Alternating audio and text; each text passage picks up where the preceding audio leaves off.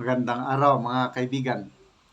Pag-usapan natin ngayon ang latest na post ni First Lady Liza Araneta Marcos tungkol sa kanyang ginagawa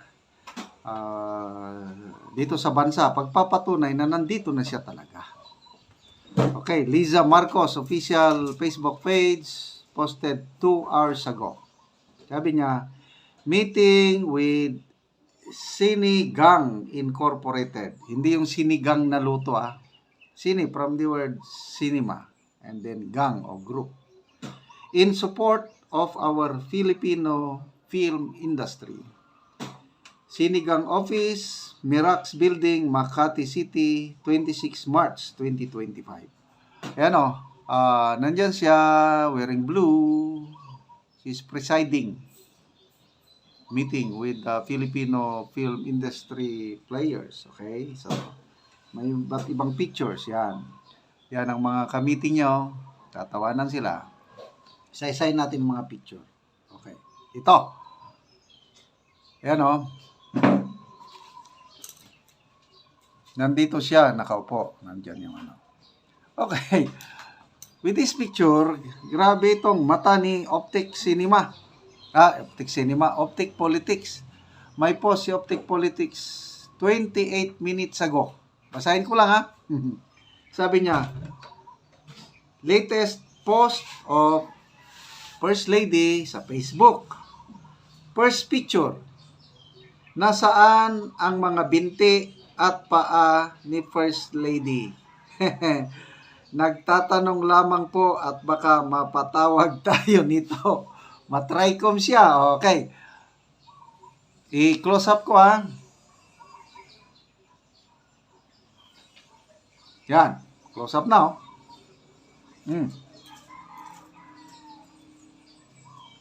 Yan. Nakaupo siya. Tapos dito sa baba, kapansin-pansin, walang mga paa at binti. Nagpatulong ako sa aking wife, sa aking mga apo, kasi medyo mahina ng mata ko. Nakakabasa, kailang kung mga ganyan, isa lang nagpakita. So, yung isa kong apo, tumawa kagad. Sabi ng apo ko, it reminds me of a AI-generated picture. Sabi niya. So, yung isang apo ko naman, sabi niya, there's shoes. Yeah, merong puting sapatos. Kaya lang, nasaan yung binti? Yan, may puti doon So, kung makita yung sapatos, di pa, dapat din makita yung binti, paa. Nako, delikado nito. Baka mapatawag kaming dalawa ni Optic Politics. Nagtatanong lang naman.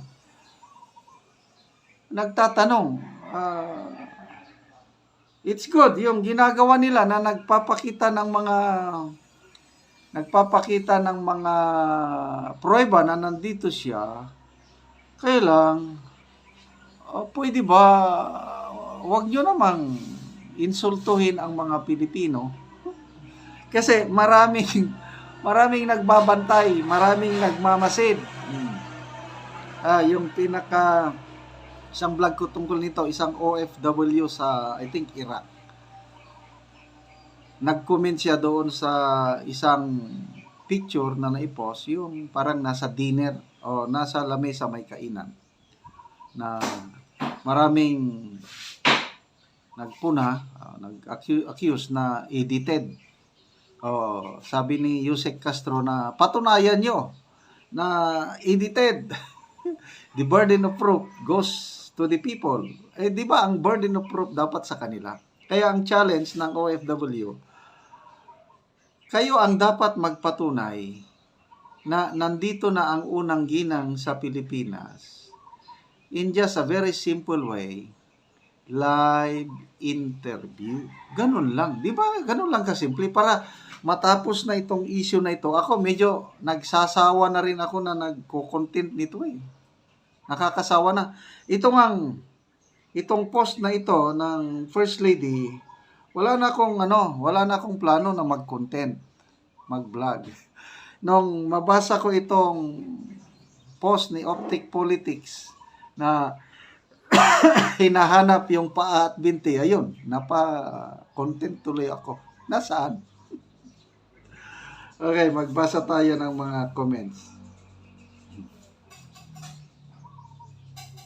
Apa na nito?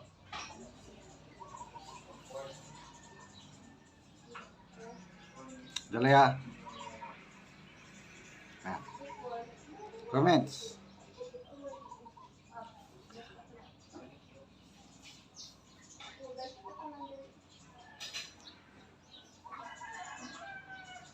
Most relevant, Marilo Ong, spot the difference.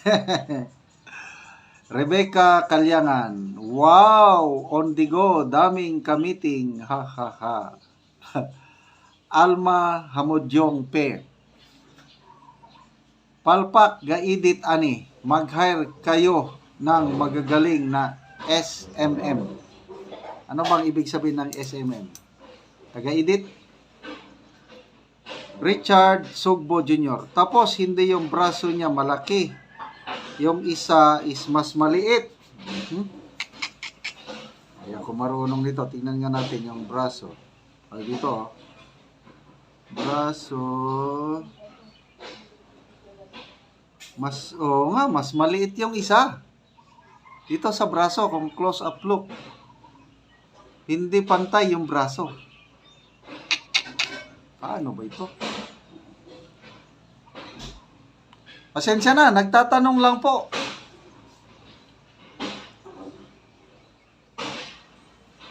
Mark, American Products. Picture number 2 na lang. Hirap kasi mag-edit ng video.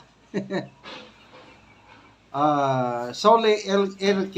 Old photo ni. Kita na nako ani before.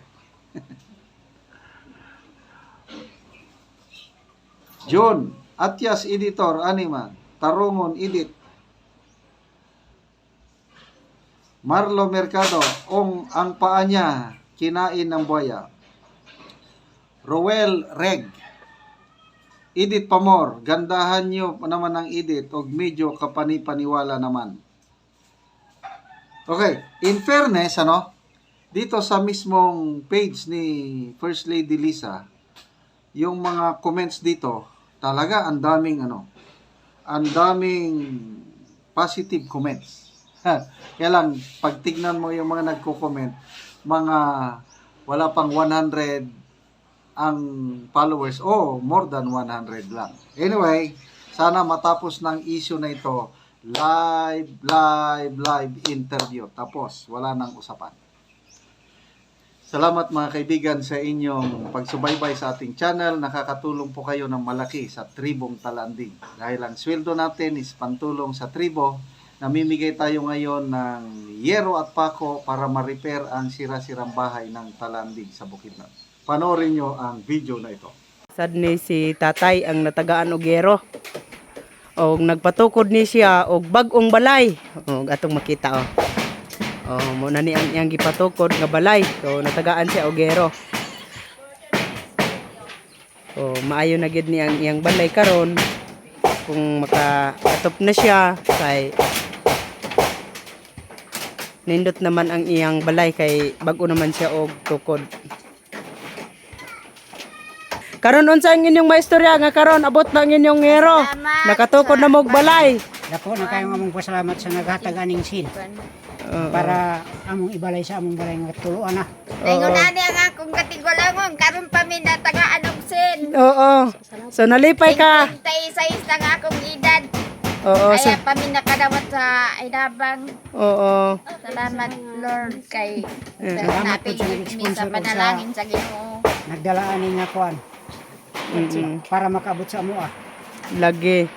So karon maayo na gyud ang inyong balay kung makaatop na mo kay di na mo matuluan. Atop Oo. dili naming gaulanan. Oo. Ang nang among pagtulog. Ang kasinatian nimo anti sa una nga kadtong inyong balay nga tulo nga inyong gibungkag unsa man to? Ay pakamatag yun mi kung gaulan na kay gapanalo dad sad mi og kuan langana kabaron dili may magbanaw Oo. sa ulan. Lagi kadtong mo ni mi diri anti nga ang imong planggana puno kayo og tubig. Oo. Kay Ay, puno natagaod to nga ulan. Ay dagan man to nga ulan. Oo, so karon natagaan naman mo og sin. Salamat good Oo. sa pagkuan sa video. Ya karon mo na ni ang balay ilang ante ug nagpasalamat siya sa Ginoo ug sa nag-sponsor ani sa nagatan-aw sa video. Salamat sa inyong pagtabang nga sukad daw sa pagkatigulang ni ante karon pa nakadawat O sa ginang tabang nga naluyan sa naluyan siya sa Ginoo. Ug salamat sa nagtabang daw niini. Ngay naot daw nga magpadayon kini nga tabang. Kay dagan pang nanginahanglan. Oo. ay natigulang nami ay pami nakadawat. Lagi. Oo. So makabalay na kanti og bag-og. Mora tante, salamat. Salamat. Oo.